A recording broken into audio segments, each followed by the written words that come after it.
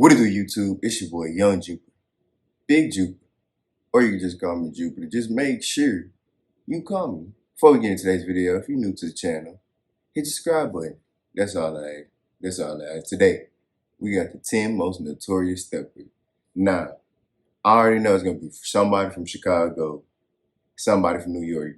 Because those are the ones who just get publicized the most, and they always, in the song, make a song, so we gonna see. But I don't even think it's rappers. I think it's just people who be with rappers. I don't know. We gonna see though. I'm gonna link to the original video down below if y'all want to check it out for yourself. Without further ado, let's get into it. In society, these individuals are labeled barbaric, savage, and even downright demonic. But in the underground world, they're held at the highest standard, the upper echelons of the streets. These are the 10 most notorious steppers. I wouldn't say that they're more like the workers, but I get what you're trying to say.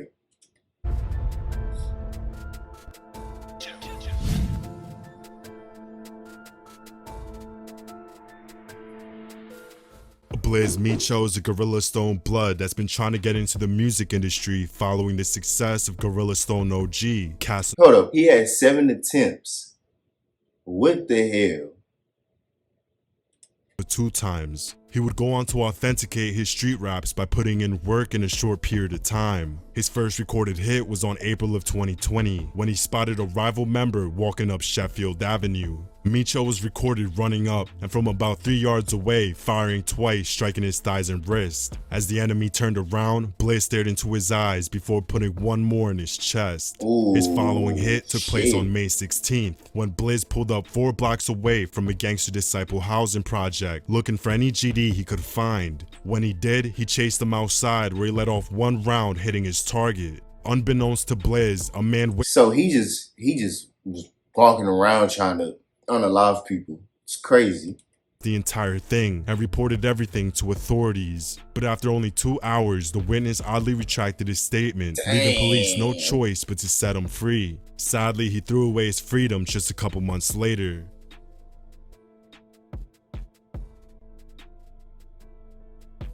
Like most young men in Brooklyn, Rash had to pick 6 attempts and 3 bodies. What the hell?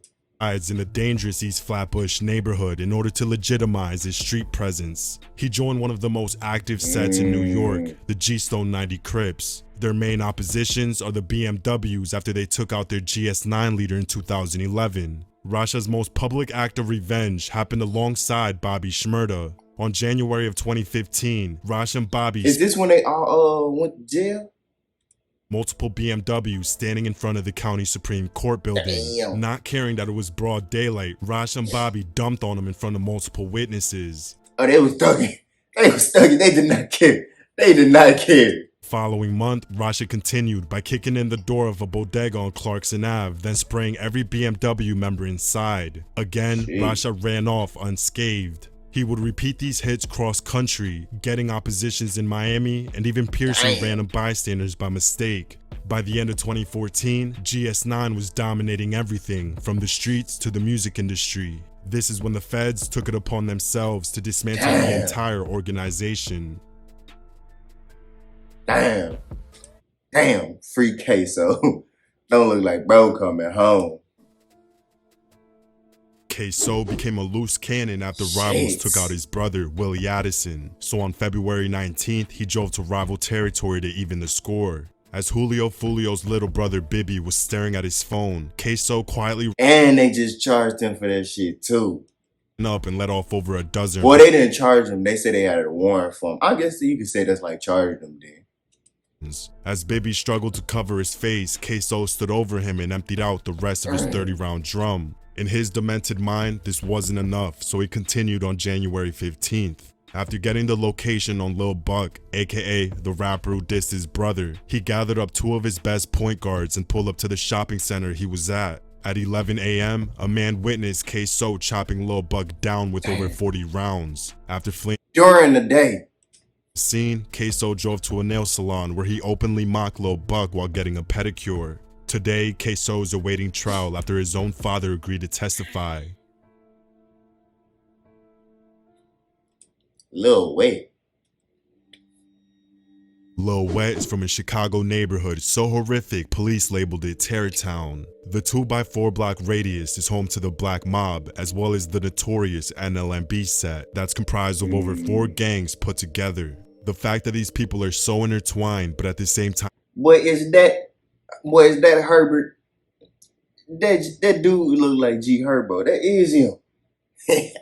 war with each other caused one of the messiest summers in Chicago history. With over 90 days of consecutive gunplay, everyone from pets to bystanders were getting caught in the chaos due to Lil Wet. My problem is, bro, they be hitting bystanders and shit.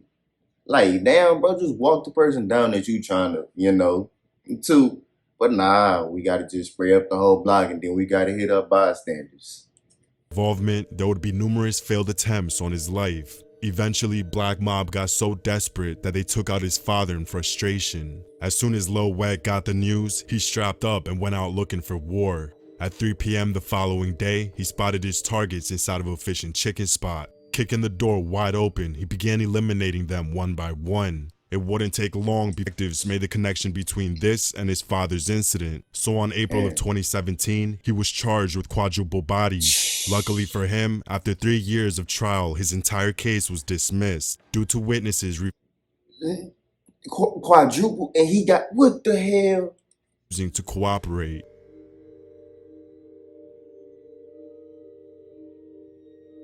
This Chicago native was a sweet, innocent girl who attended charter school for the majority of her life. It wasn't until the loss of her best friend in 2012 that her world turned upside down. Since then, she clicked up with the gangster disciples, and at 14, she earned her first stripe.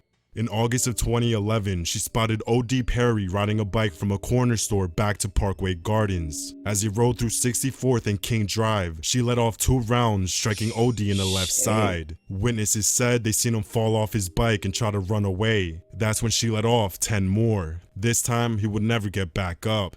The following day, she posted a selfie holding the revolver she took from O.D., thus creating O-Block. As time went on, she became more and more deranged. On April of 2014, and all this came from her friend dying. Damn, that's fucked up.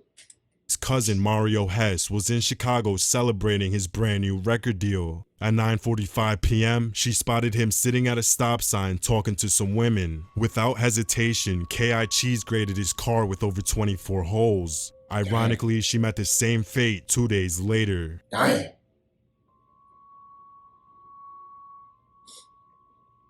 As a preteen, D-Rose had already solidified himself as one of the top gangsters in his city, and by 13, he caught his first body.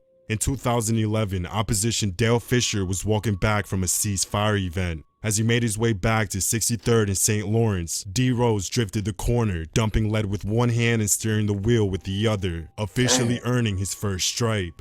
His next stunt was after Tuga's brother Lil Mark dropped one of the most disrespectful songs ever recorded. In his rendition of No Competition, Lil Mark name drops all of D-Rose's fallen friends. Exactly 3 days later, D-Rose took him out the exact same way Tuga got dropped, standing at a bus stop. Crazy enough, he drove back to the scene just minutes later to show off his work on Instagram Live. Oh man, damn. R.I.P. King Von. Shit. One of King Von's first acts of aggression was in 2012. On a brisk they got whole documentaries about him. October afternoon, Modell and his cousin were walking down the 63rd block of South Rhodes Avenue. That's when Vaughn jumped out a moving vehicle and began letting off. As the cousin got on his knees to shield Modell, Vaughn stood over them both and let off 5 more. 2 years after that, he caught his most infamous body and avenged his fallen friend, O.D. Perry. On April of 2014, Vaughn was leaving his parole officer making his way back home. Before entering Parkway Gardens, he recognized K.I. playing dice on his corner. As she bent over to roll the dice, Vaughn walked up and let off 7 times. Attempting to stumble away, Vaughn stopped her and whispered something in her ear before putting 2 more directly in her jaw. How do you know that? Initially getting back for the entire Parkway Gardens.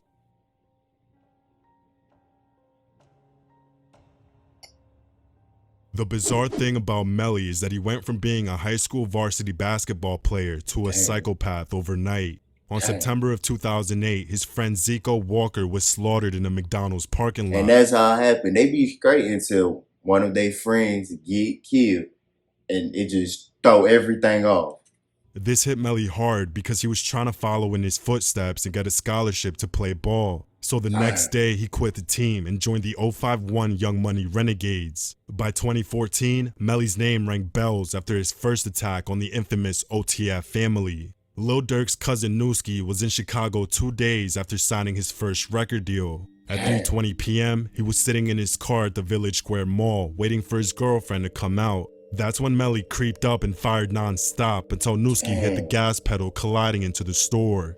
Melly's next hit on OTF was on March of 2015, when Durk's manager Chino Dollars drove to a food spot on Stony Island Ave. As he ate his cheeseburger inside of his car, Melly casually stuck his arm in and began letting off. After this, Durk had no choice but to put money on his head. So on a late Chicago night, Melly attended a gang-infested house party. That's where someone recorded Nathaniel Hicks ripping into Melly in a packed living room.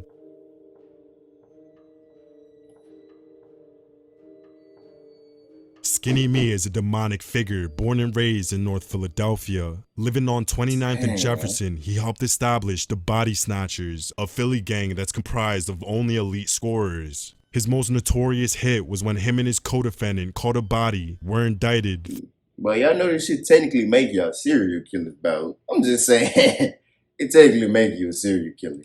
Guilty and still beat the case. After the driver on the mission testified on both of them, the judge handed down a guilty verdict. But by the grace of God, his lawyer found a loophole in the case and took it to the 3rd Federal Circuit. It turns out that the prosecutors allowed the informant to testify behind closed doors, not allowing the defendants to cross-examine him, thus making the entire case invalid, putting Skinny back in the streets. Soon afterwards, he was recruited to AR Ab's OBH Mafia, who operated what the New York Times labeled the largest open-air dope market on the I was like, damn, bro, you just got to say it. I thought he was going to change his life. I guess not. East Coast. In hopes of legitimizing the crew, Skinny Me picked up a microphone and began dropping music. Unfortunately, he was picked up by U.S. Marshals after being on the run for another body.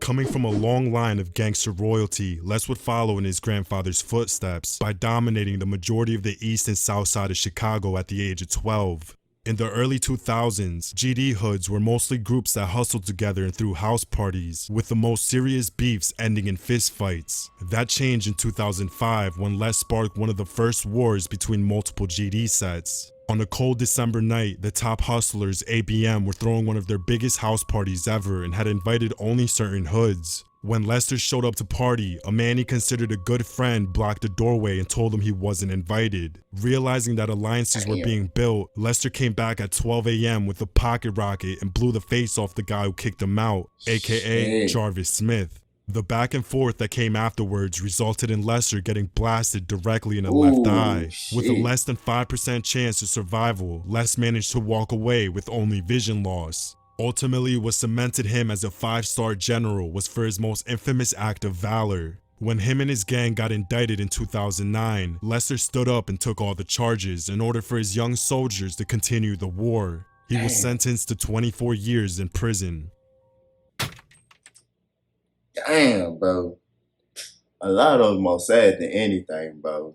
Especially how a lot of people got started. This shit really more sad if anything. Shit crazy. Cold world. But yeah, that's the end of today's video. Make sure you like, comment, and subscribe to the channel if you will. I'm out.